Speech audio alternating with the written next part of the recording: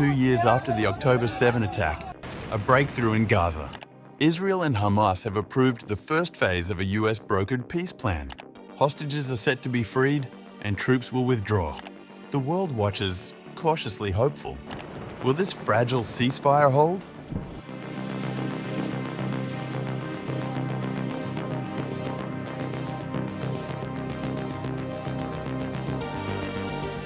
American President Donald Trump announced late October 8th that Israel and Hamas have approved the first phase of his plan to end the Gaza war and free all remaining hostages, 2 years and a day after Hamas's October 7th attack that began the conflict.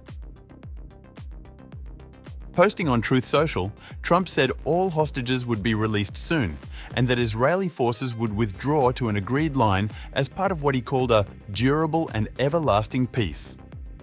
I am very proud to announce that Israel and Hamas have both signed off on the first phase of our peace plan.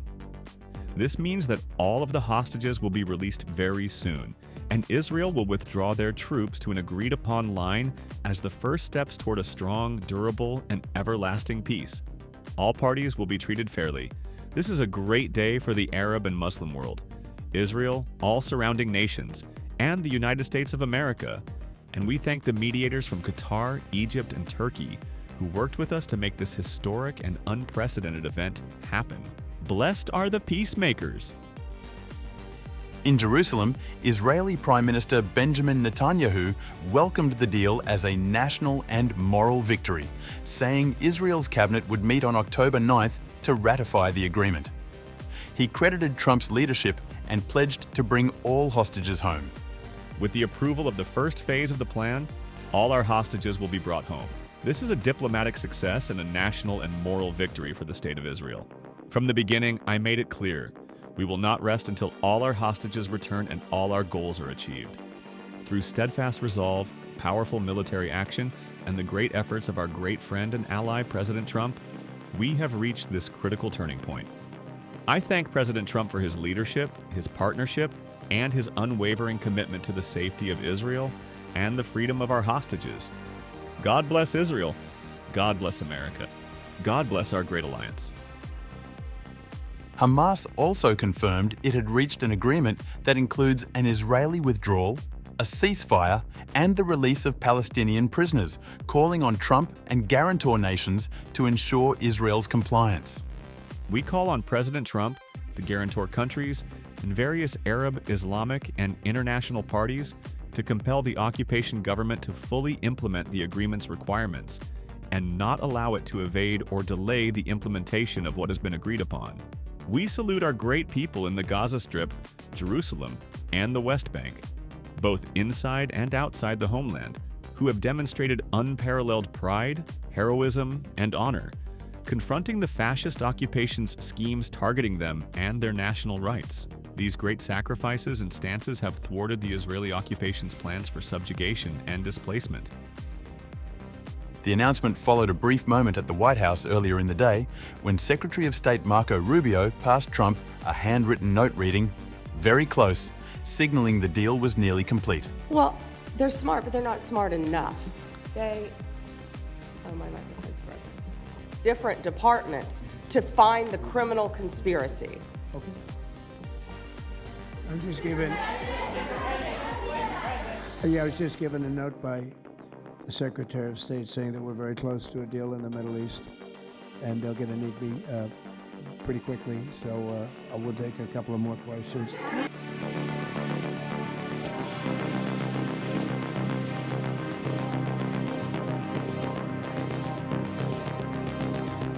Israel's ambassador to the United States, Yechiel Leiter, said the release of living hostages held by Hamas is expected as early as October 12th or 13th, once Israel's cabinet finalizes the deal.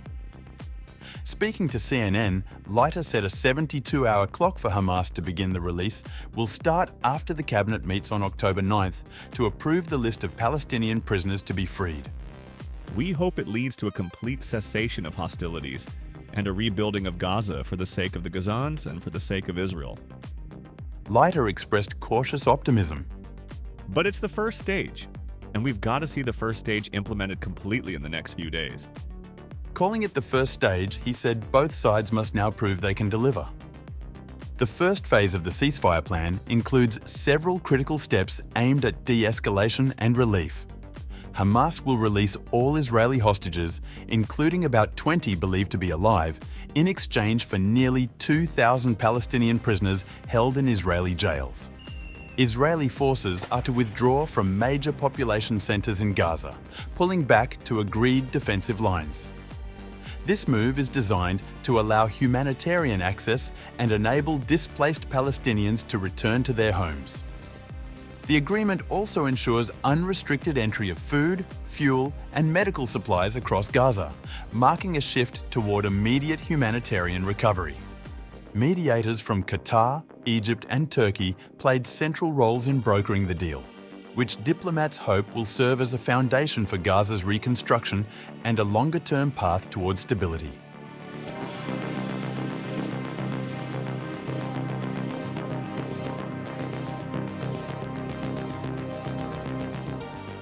World leaders have reacted cautiously but positively to the ceasefire and hostage release deal announced under Trump's plan to end the two-year war in Gaza. The agreement, signed off by both Israel and Hamas, marks what diplomats describe as the most significant breakthrough since the conflict began.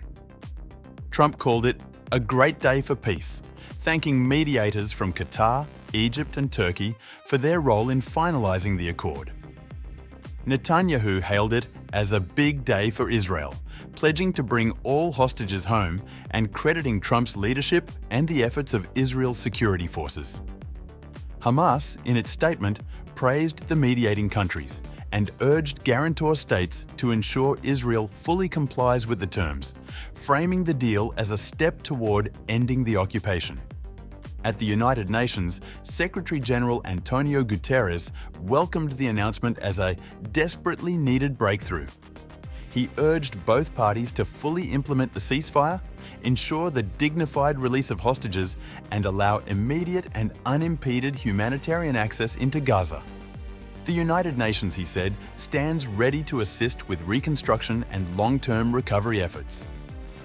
New Zealand's Foreign Minister Winston Peters described the deal as an essential first step toward lasting peace, calling on both sides to maintain restraint and build on the agreement.